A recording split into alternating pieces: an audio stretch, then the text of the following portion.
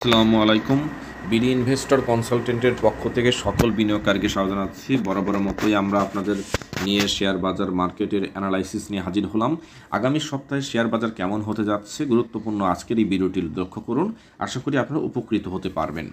প্রথম কথায় আমরা আসি, দেখেন এই বাজার যখন কারেকশন শুরু হয়েছে, কারেকশন হওয়ার পর এখন একটা বাজার 2-3 দিন যাবৎ বা 4 দিন যাবৎ স্থিতিশীল বা একই অবস্থার মধ্যে রয়েছে। এখন একটা জিনিসের পতন আছে, সেই পতন থেকে একটা যেটাকে বলা হয় শেয়ার বাজারের ভাষায় আপনার ডাউন ট্রেন আছে, তারপরে সাইড ওয়ে আছে, অর্থাৎ একই জায়গায় শেয়ার বাজার ঘোরাফেরা করে। সেই সাইড ওয়েটা শেষ হয়ে গেলে বাজার আবার সেখান থেকে আপ ট্রেন্ডে যায়। এখন আমাদের শেয়ার বাজারটা কেমন হচ্ছে সে বিষয়ে একটু লক্ষ্য করার চেষ্টা করি। আপনারা দেখেন, যখন ফ্লোর প্রাইস বা আদার্স এগুলো তুলে দেওয়া হচ্ছিল, তখন সে জায়গাটায় শেয়ার বাজারে কিছুদিনের জন্য একটু ভালো অবস্থান তৈরি হয়েছিল, ভলিউমের পরিমাণটাও বেড়েছিল। ঠিক একইভাবে আপনারা এই সময় আবারও একটু ভলিউমের পরিমাণ আভাস দেখা যাচ্ছে, একটু ভালো হচ্ছে। এইটা একটা পজিটিভ দিক, কিন্তু কতটুকু পজিটিভ দিক সেটা আমরা একটু দেখে আসি। আপনারা একটু লক্ষ্য করুন যে শেয়ার বাজারে গত 29শে এপ্রিল শেয়ার বাজারের বা 29 এপ্রিল থেকে শুরু করে 29 এপ্রিল থেকে যদি আমরা দেখি, শেয়ার বাজার সর্বনিম্ন গিয়েছিল আপনার 5,546 পয়েন্ট পর্যন্ত নেমেছিল, আর সর্বোচ্চ শেয়ারটি উঠেছিল যদি আমরা লক্ষ্য করি যে 5,637। গতদিনও শেয়ার বাজার আমাদের ভালো, সর্বশেষ যে কার্যদিবস ভালো হলো, কিন্তু সে সময়ে কিন্তু আসলে 5,637কে ক্রস করতে পারেনি। কিন্তু আবার ভলিউমের পরিমাণটা একটু কম হয়েছে, গতদিন আবার বেশি ছিল। এরকম অবস্থান। তো আমরা ইন্ডিকেটর একটু অ্যানালাইসিসে চলে আসি।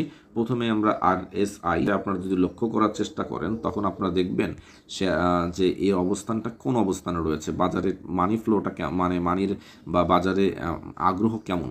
এটা যদি আমরা লক্ষ্য করি 36 পয়েন্টের দিকে রয়েছে। এটা যখন 50 লেভেলে আসবে তখনই আমরা বাজারটা, বা 50 লেভেল উপরে দিয়ে থাকবে তখনই আমরা একটা বাজারের স্থিতিশীল অবস্থা ধরতে পারবো। তার মানে আমরা যদি লক্ষ্য করি RSIটি এখন স্থিতিশীল অবস্থার দিকে যাচ্ছে, এখনও পর্যন্ত সেই অবস্থানটা তৈরি করেনি।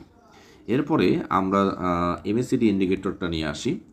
MACD বা ম্যাকডি ইন্ডিকেটরটা যদি আমরা একটু লক্ষ্য করি, তাহলে আমরা কি দেখতে পারবো একটু লক্ষ্য করুন।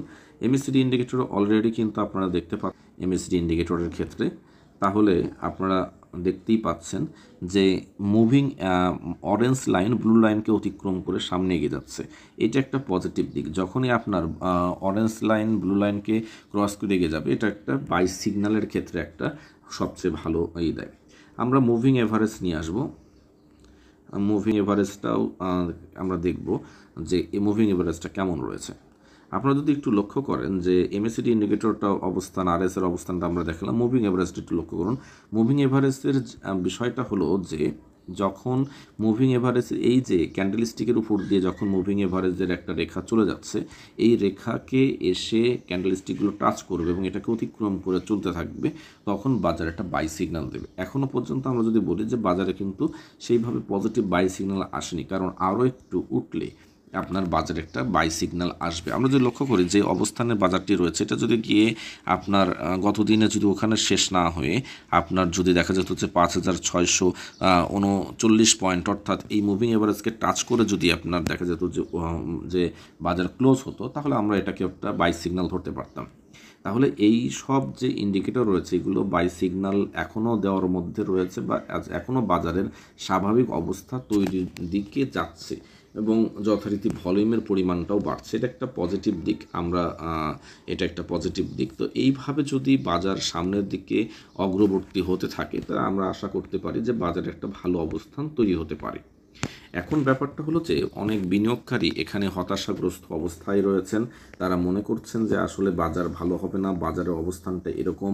অনেকে বলবেন যে আমরাই যারা ভিডিও বানাই তাদের বলবেন যে আপনারা এখানে বাজারে বিনিয়োগকারীদেরকে ডেকে নিয়ে গিয়ে তাদেরকে বিভিন্ন প্রতারণা বা তাদের ফল্টের শিকার একটা বিষয়, এগুলো অনেক কথা বলবেন। আসলে ব্যাপারটা হচ্ছে, সত্য কথা বলতে গেলে আমরা যারা অ্যানালাইসিস করি, আমরা দীর্ঘদিন যাবৎ বাজারের সাথে রয়েছি, তারপরও বাজার সম্পর্কে আমরা 100% প্রেডিকশন বা করতে পারি না। আমরা বলি যে হবে, হতে পারে, এরকম।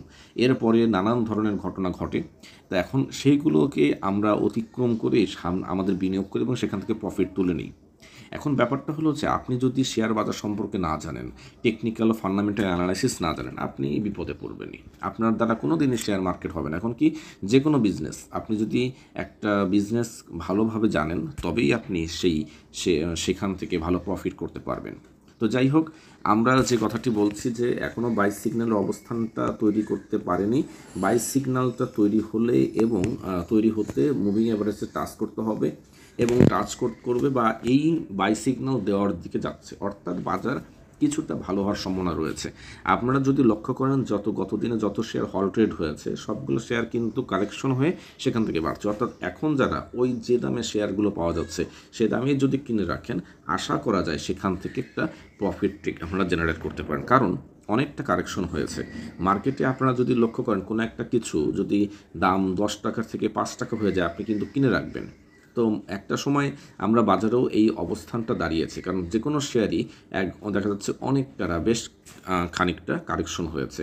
আর যে কারেকশনগুলো হয়েছে সেই শেয়ারগুলোতে আপনারা বিনিয়োগ করুন, আশা করি আপনারা প্রফিট জেনারেট করতে পারবেন। ধন্যবাদ সকলকে। আসসালামু আলাইকুম।